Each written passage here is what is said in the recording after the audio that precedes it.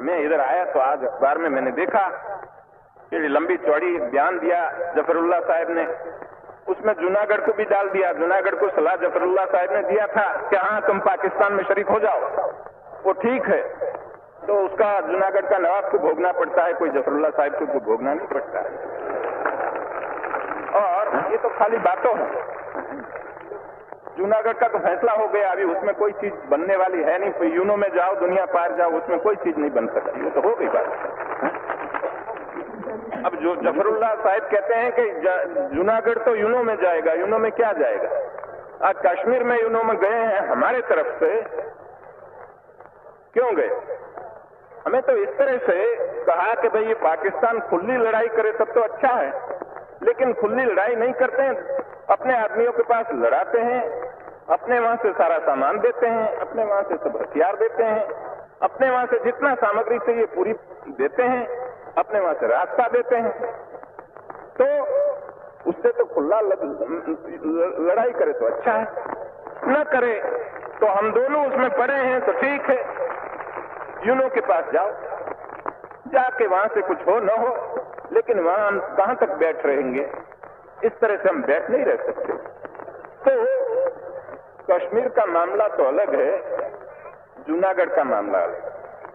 Junagadh Uno के पास जा नहीं सकता, क्योंकि जूनागढ़ कहते हैं कि आपने भी रास्ता दिया था। हमने किसको रास्ता दिया था? हमने किसी को रास्ता दिया नहीं। वो जो जूनागढ़ के लोग थे, उन लोग अपने रास्ते से जाते थे, वही रास्ते गए, उसने हमने किसी ने रास्ता दिया नहीं, और हमने न कोई चीज उसको दिया, कोई न साथ दिया। और जूनागढ़ में एक मक्खी भी मारनी नहीं पड़ी, किसी के ऊपर कोई हथियार चलाना ही नहीं पड़ा, फिर क्या रहा? और खुद दीवान ने खुद आके कहा कि मेहरबानी करके हमारी हुकूमत ले लो, हम नहीं चला सकते, और नवाब वहां उठ के भाग के कराची जाकर बैठ गया। फिर जूनागढ़ की बात क्या करते? तो ये चीज तो हो गई।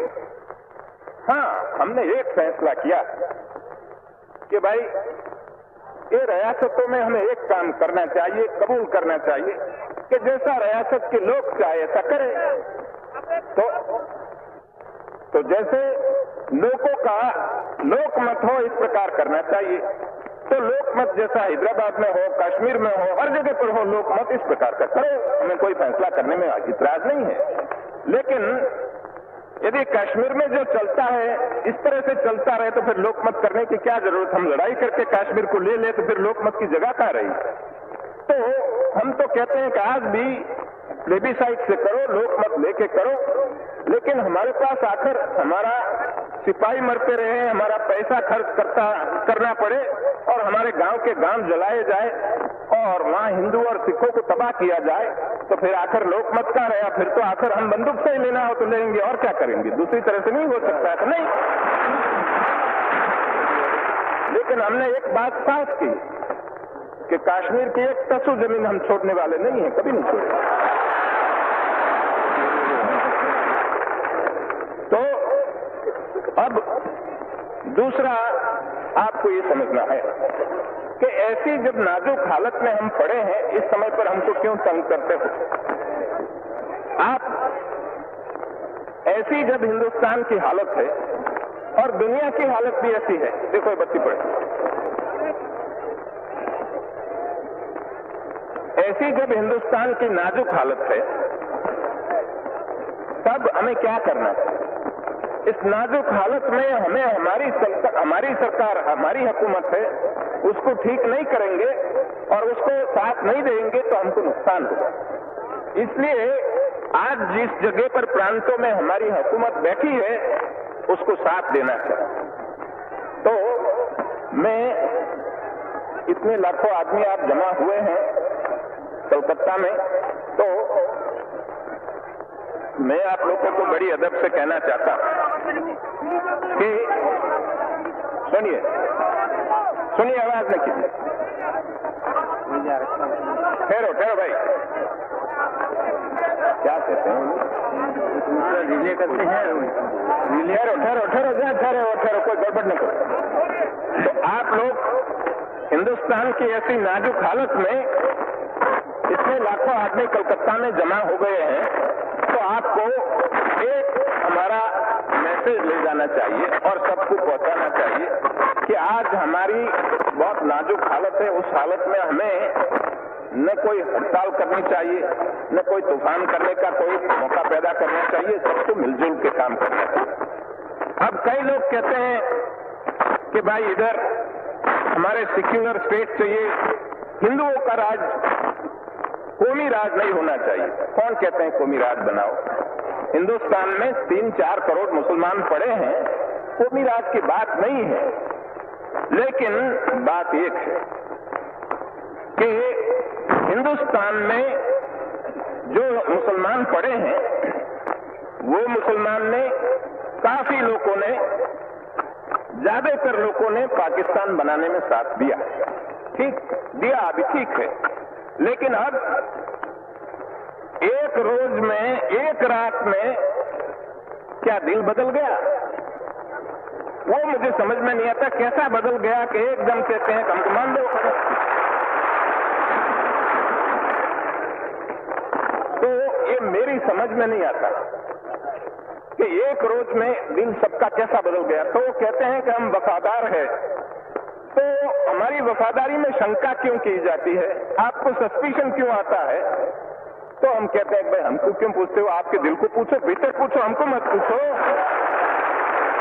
वो हमको पूछने की बात नहीं है। लेकिन हमने एक बात कही कि आपने पाकिस्तान बनाया, आपको मुबारक, हमें उसमें कोई दखल देना नहीं चाहते। जब दांत गिर जाए, खट्टा हो जाए, तब गिर जाए, तब पीछे आओ, वहां तक हमें पीछे बुलाना है नहीं। हम बैठे ठीक है। कोई कहते हैं कि हम आकर पाकिस्तान और हम एक हो जाए। मैं कहता हूं कि मेहरबानी करके ऐसी बात न करो, वहां बैठे रहने दो। उससे बहुत नुकसान है, वहां बैठे रहने दो, करने दो उनको, पाकिस्तान अच्छा बनाने दो। पाकिस्तान जब स्वर्ग बन जाएगा, हमको उसकी ठंडी हवा लगेगी। ठीक है, अच्छा। तो आप लोग क्यों ऐसा कहते हो? उनको शंका पैदा होती है, ऐसी बात हम क्यों करें? मजबूत बनाओ, तगड़ा बनाओ पाकिस्तान, हमारा पड़ोसी मजबूत होता है, बहुत अच्छी बात है, तो हमको कोई नुकसान नहीं है, वो ठीक है। लेकिन बहुत दफे ऐसा कहा गया कि पाकिस्तान मिटाने के लिए, उसको बर्बाद करने के लिए हमारे दुश्मन लोगों ने कॉन्स्पिरेसी की। मैं पाकिस्तान के लीडरों को बार बार कहना चाहता हूं कि पाकिस्तान का कोई भी दुश्मन हो और कोई भी कॉन्स्पिरेसी हो तो पाकिस्तान में पड़ी है, बाहर कोई नहीं है, वहां भीतर पड़ी है। जितने दुश्मन है वहां इधर कोई नहीं है। हम उनका कोई बुरा नहीं चाहते हैं। क्यों हम बुरा चाहें? हमने राजी खुशी से तुमको दे दिया कि जाओ तुम पाकिस्तान बनाओ। लेकिन यदि हमारी आंख में धूल फेंकने के लिए कोई आवे तो हम कहते हैं कि इस तरह से हम नहीं चलने देंगे, ये काम नहीं चलेगा। हमारा हिंदुस्तान बाकी का है, उसको छोड़ दो, बाकी हिंदुस्तान को उनका काम करने दो, उसमें आप दखल न दो, तो हम आपके काम में दखल नहीं देंगे।